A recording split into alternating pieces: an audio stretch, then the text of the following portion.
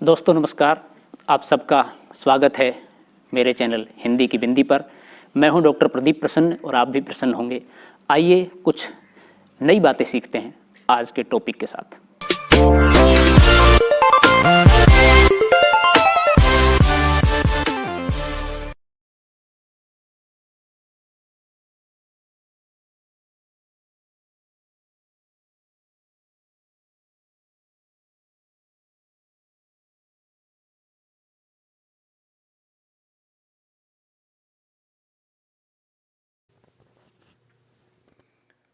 विद्यार्थियों, आज की वीडियो हम बना रहे हैं कक्षा 12 की हिंदी पुस्तक अंतरा भाग 2 के खंड काव्य के पाठ यथाश्मयी रोचते विश्वम। रामविलास शर्मा द्वारा लिखा गया ये पाठ है। इस पाठ को हम पढ़ चुके हैं, इसका वाचन कर चुके हैं, इसका भाव, अर्थ, व्याख्या ये विश्लेषित कर चुके हैं पहले वाली वीडियो में।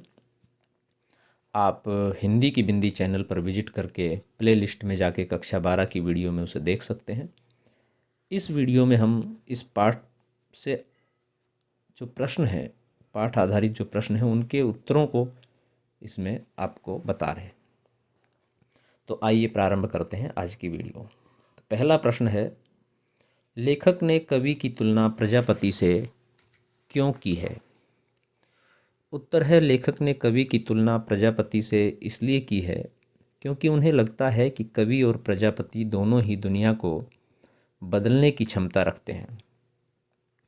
जिस प्रकार प्रजापति दुनिया में कभी भी परिवर्तन ला सकते हैं, ठीक उसी प्रकार कवि भी अपनी रचनाओं के माध्यम से संसार को परिवर्तित करने की क्षमता रखता है। प्रश्न नंबर 2 है, साहित्य समाज का दर्पण है। इस प्रचलित धारणा के विरोध में लेखक ने क्या तर्क दिए हैं? उत्तर है, साहित्य समाज का दर्पण है। इस प्रचलित धारणा के विरोध में लेखक ने निम्नलिखित तर्क दिए हैं। यदि साहित्य में इतनी ताकत होती तो दुनिया में परिवर्तन लाने की आवश्यकता नहीं होती। लेखक कहते हैं कि कवि अपनी पसंद के अनुसार दुनिया में परिवर्तन लाना चाहता है, जिससे किसी का भी भला नहीं होता, तो ऐसा साहित्य समाज का दर्पण नहीं कहला सकता है। लेखक के अनुसार जब कवियों को समाज का व्यवहार पसंद नहीं आता तो वह उसे बदलने की इच्छा करता है। ऐसी भावना से लिखा गया साहित्य समाज का दर्पण नहीं बन सकता। प्रश्न नंबर 3 है, दुर्लभ गुणों को एक ही पात्र में दिखाने के पीछे कवि का क्या उद्देश्य है? उदाहरण सहित स्पष्ट कीजिए। उत्तर है, कवि ने दुर्लभ गुणों को एक ही व्यक्ति में इसलिए दिखलाया ताकि वह दिशाहीन युवक दिशा दिखा सके, क्योंकि ऐसे व्यक्ति का समाज में मिलना संभव नहीं है जो सभी दुर्लभ गुणों से परिपूर्ण हो, जबकि कवि अपनी इच्छा के अनुसार ऐसा निर्माण कर सकते हैं। प्रश्न नंबर 4 है, साहित्य थके हुए मनुष्य के लिए विश्रांति ही नहीं है, वह उसे आगे बढ़ने के लिए उत्साहित भी करता है, स्पष्ट कीजिए।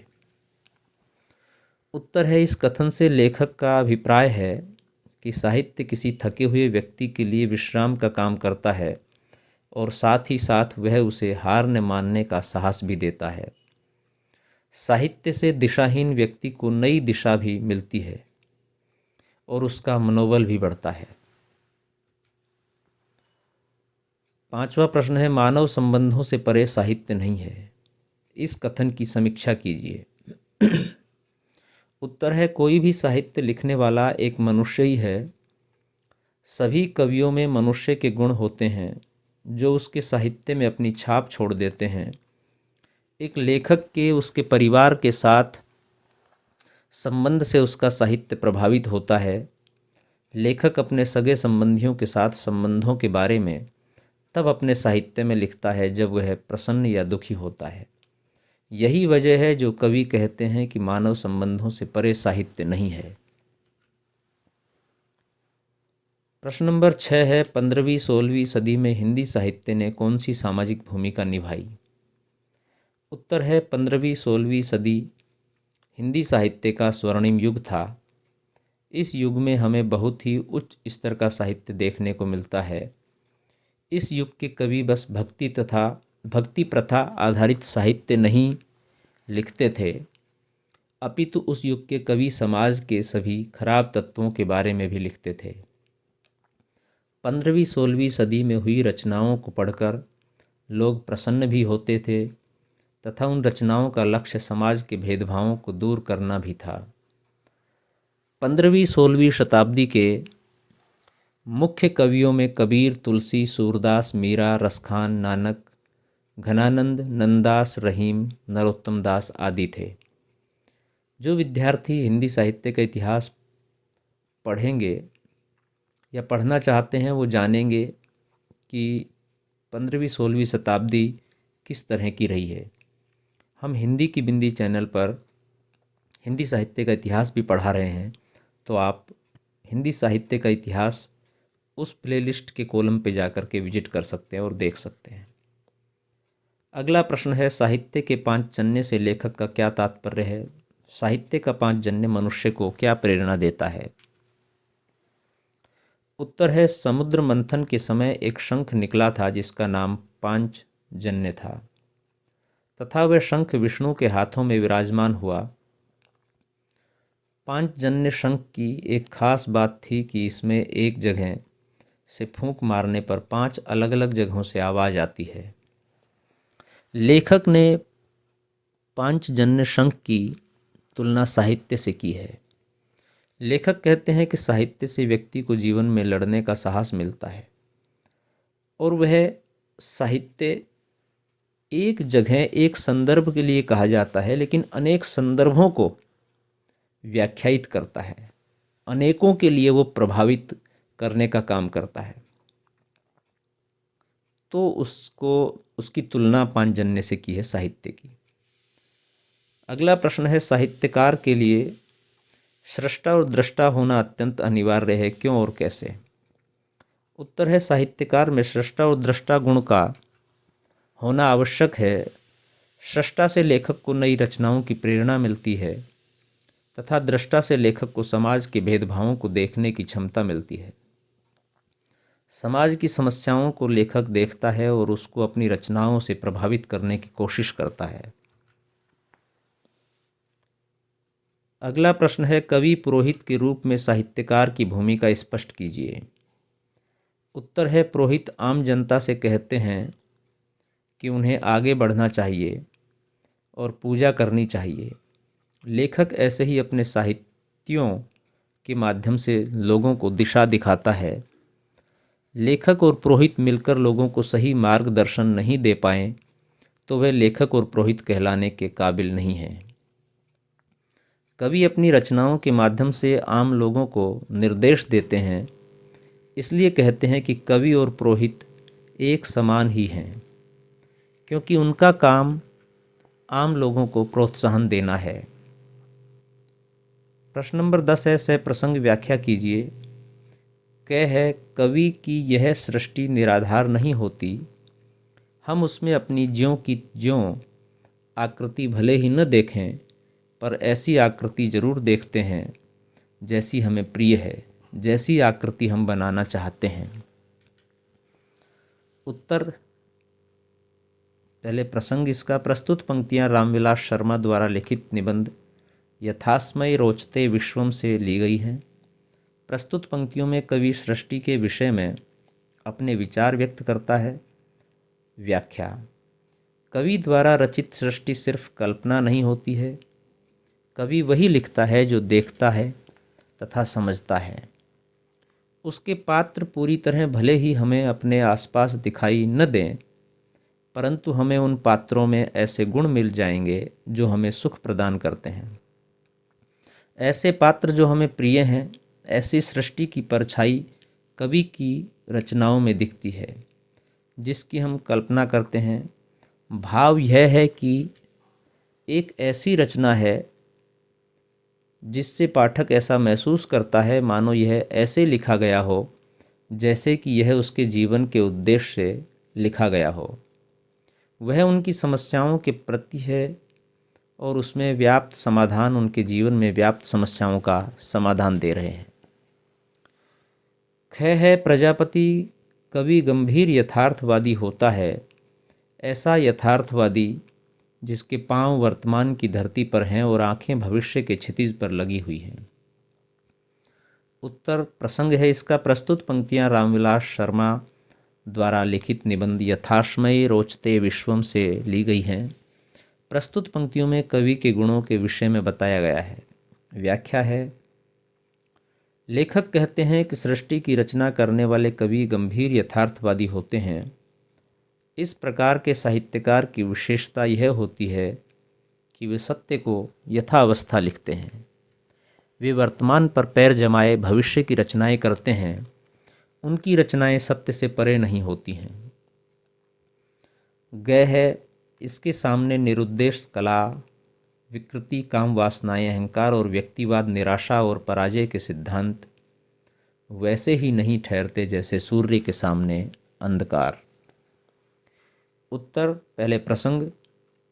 प्रस्तुत पंक्तियां रामविलास शर्मा द्वारा लिखित निबंध यथाश्मय रोचते विश्वम से ली गई हैं। प्रस्तुत पंक्तियों में कवि साहित्य के विषय में अपने विचार व्यक्त करता है। व्याख्या है। लेखक साहित्य की विशेषताओं का वर्णन करते हुए कहते हैं कि साहित्य सिर्फ मनोरंजन का साधन नहीं है, ये सदैव मनुष्य को आगे बढ़ने के लिए प्रेरित करता है। हमारे साहित्य का गौरवशाली इतिहास इस बात का प्रमाण है। हमारे साहित्य में काम, वितृष्णा, व्यक्ति विशेष को अधिक महत्व तथा अहंकार इत्यादि के लिए कोई स्थान नहीं है, बल्कि साहित्य के अध्ययन से मनुष्य के अंदर से ये सब ऐसे दूर हो जाते हैं जैसे सूर्य की रोशनी से अंधेरा। 11वां प्रश्न है। पाठ में प्रतिबिंब, प्रतिबिंबित जैसे शब्दों पर ध्यान दीजिए। इस तरह के 10 शब्दों की सूची बनाएं। उत्तर है। पाठ में प्रतिबिंब, प्रतिबिंबित जैसे 10 शब्द निम्नलिखित हैं, जैसे संगठन, संगठित, असल, असलियत, पठ, पठित, चित्र, चित्रित, चल, चलित, लिख, लिखित, आमंत्रण, आमंत्रित, दंड, दंडित, प्रमाण, प्रमाणित, इतिहास, ऐतिहासिक। 12वां प्रश्न है। पाठ में साहित्य के स्वरूप पर आए वाक्यों को छांटकर लिखिए। उत्तर है। पाठ में साहित्य के स्वरूप पर आए वाक्य निम्नलिखित हैं। 1. साहित्य समाज का दर्पण होता है तो संसार को बदलने की बात न उठती। 2 है। साहित्य थके हुए मनुष्य के लिए विश्रांति ही नहीं, वह उसे आगे बढ़ने के लिए उत्साहित भी करता है। 3 है। साहित्य का पांचजन्य समरभूमि में उदासीनता का राग नहीं सुना। 4 है। साहित्य मानव संबंधों से परे नहीं है। प्रश्न नंबर 13 है। इन पंक्तियों का अर्थ स्पष्ट कीजिए। क है। कवि की सृष्टि निराधार नहीं होती। उत्तर है। कवि द्वारा रचित सृष्टि सिर्फ कल्पना नहीं होती है। कवि वही लिखता है जो देखता तथा समझता है। उसके पात्र पूरी तरह भले ही हमें अपने आसपास दिखाई नहीं दें, परंतु हमें उन पात्रों में ऐसे गुण मिल जाएंगे जो हमें सुख प्रदान करते हैं, जो हमारे आसपास रहते हैं। वे पात्र मात्र कविता के नहीं, जीवन के लगते हैं। हमारा अपना जीवन उन पात्रों में दिखाई देता है। ऐसे पात्र जो हमें प्रिय हैं, ऐसी सृष्टि की परछाई कवि की रचनाओं में दिखती है जिसकी हम कल्पना करते हैं। ख है। कवि गंभीर यथार्थवादी होता है। उत्तर है। लेखक कहते हैं कि सृष्टि की रचना करने वाले कवि गंभीर यथार्थवादी होते हैं। इस प्रकार के साहित्यकारों की विशेषता यह है कि वे सत्य को यथावस्था लिखते हैं। वे वर्तमान पर जमाए भविष्य की रचनाएं करते हैं। उनकी रचनाएं सत्य से परे नहीं होती हैं। गय है। धिक्कार है उन्हें जो तीलियां तोड़ने के बदले उन्हें मजबूत कर रहे हैं। उत्तर। लेखक कहते हैं कि ऐसे साहित्यकार जिनका साहित्य लोगों को गुलाम बना देता है, उन पर धिक्कार है। ऐसे साहित्यकारों को डूब कर मर जाना चाहिए। साहित्यकारों को ऐसे साहित्य की रचना करनी चाहिए जो प्रेरणा प्रदान करे, लोगों को उत्साहित करे, प्रेरित करे, मनुष्य, समाज और राष्ट्र की उन्नति में भागीदारी निभाए। तो विद्यार्थियों, ये थी वीडियो यथासमय रोचते विश्वम पाठ के प्रश्नों के उत्तरों को लेकर के। वीडियो यहीं समाप्त होती है। वीडियो आपने पूरी देखी, इसके लिए आपका बहुत बहुत धन्यवाद। आशा करते हैं कि वीडियो आपके लिए लाभान्वित होगी।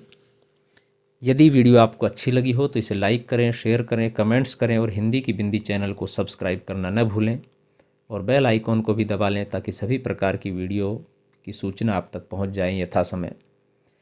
यदि इस वीडियो को लेकर के या कोई अन्य किसी पाठ को लेके, हिंदी साहित्य, हिंदी व्याकरण के किसी अन्य टॉपिक को लेके आपके मन में कोई सवाल, कोई जिज्ञासा या कोई प्रश्न हो या कोई विशेष आप प्रतियोगी परीक्षा की तैयारी कर रहे हो, कोई टॉपिक समझ में नहीं आ रहा तो हमें बताइए, हम उस पर वीडियो बनाएंगे और आपका समाधान करने का प्रयास करेंगे। आज के लिए इतना ही। नेक्स्ट वीडियो में नेक्स्ट टॉपिक के साथ फिर मिलते हैं। तब तक के लिए शुक्रिया, नमस्कार।